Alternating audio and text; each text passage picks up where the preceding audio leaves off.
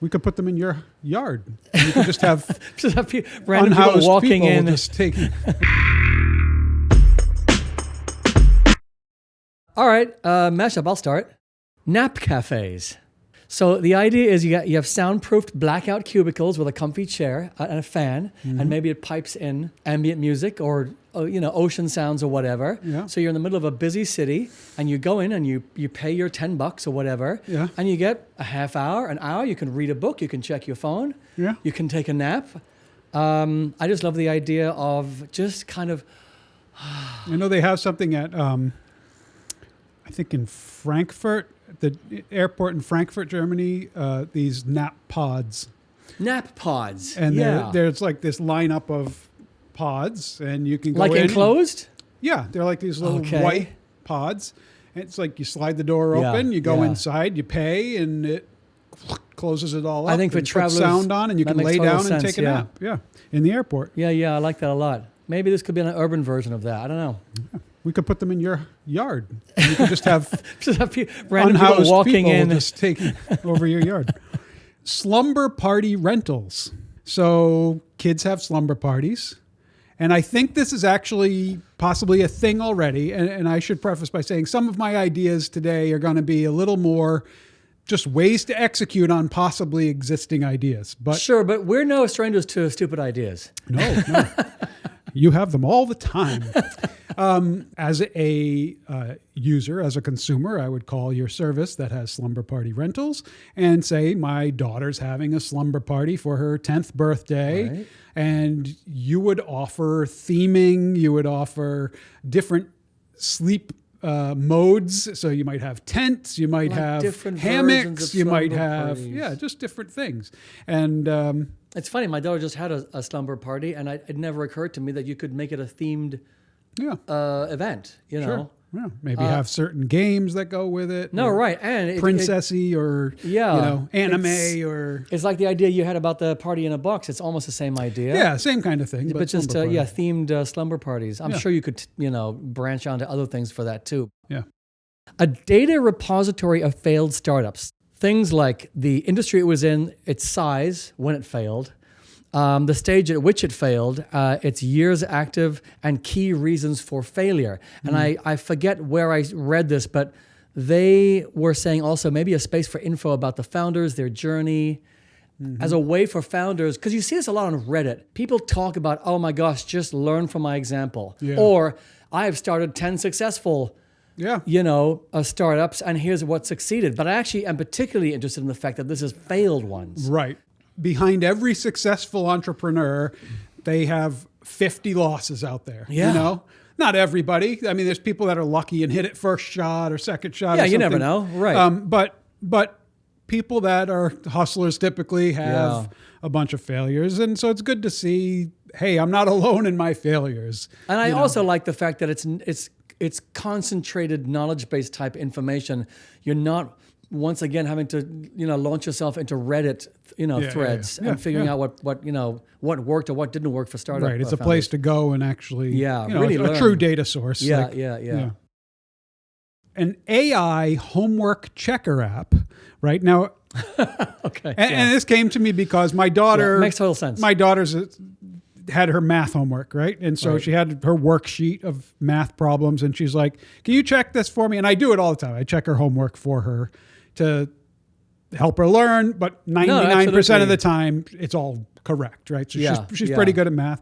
Now, as she's getting older, these problems are taking me longer to check. The new math, even in grade school, I didn't understand some of the stuff they were teaching them. So I don't know. I actually have been kind of enjoying it because it kind of, it's like a brain teaser. So I get to do her math homework again for her. But some of these are starting to get longer now. And I'm like, okay, I don't have time to sit here and do 20 math problems that you just did. So I said, oh, wait a minute. So I took out ChatGPT and I hit the camera and I uploaded the picture and said, is this correct? And it went through and it did all the problems and it gave me all the answers. And I double checked them just because AI can be a little funky with math sometimes. Oh, lots of things. Yeah. So I double checked it, but it worked well. But I was like, so it can be done. My point is, I think somebody could make an app that simplifies it and makes it a 1-button or a 2-button thing. It's just a homework checker app. You open the app, it's right in the camera, you snap it, and it just automatically does it, and maybe does some feedback to the teacher. Hey, here's what, or gives the student feedback. You got this one wrong. Or you missed a step here. And doesn't give them the answer, but maybe just kind of helps them through the problem. No, here's where I think you went wrong. Yeah. Kind of like a Khan Academy thing, but just specific to that, current set of problems that the kid's working on. I think it's kind of a That's cool a good idea. use of AI right there. Not that there aren't other good uses of Very AI. simple. And so I might make that this weekend. Yeah. You want to race? Noise maps. A visual display of the average noise levels of a city block or neighborhood indexed by hour like a weather map.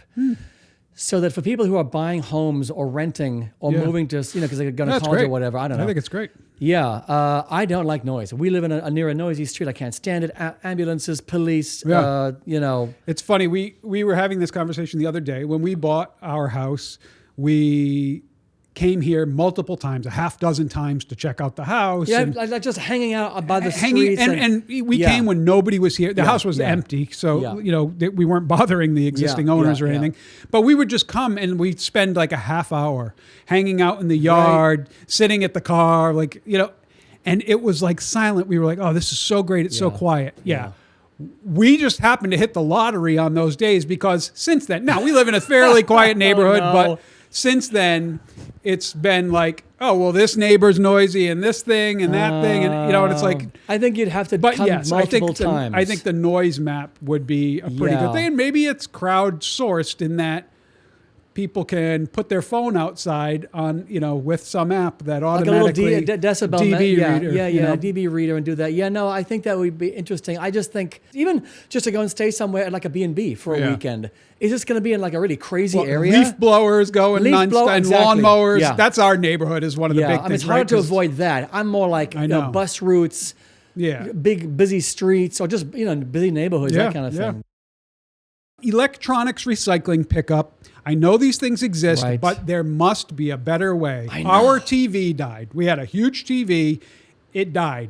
There were some services I looked around. There were some that would come and charge you to take it away. If I wanted to have, actually I ended up buying the TV from Costco, but like Best Buy, when they did the delivery, if we wanted them to take the TV away, they were going to charge $50. Wow. And it's like, I ended up taking it to the e-waste recycling at our local transfer station. Yeah. And it's our TV weighed 120 pounds or something. Yeah.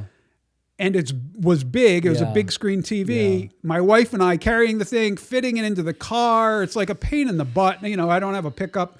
So it was just a pain in the butt. So there's just got to be a better way for e-waste recycling.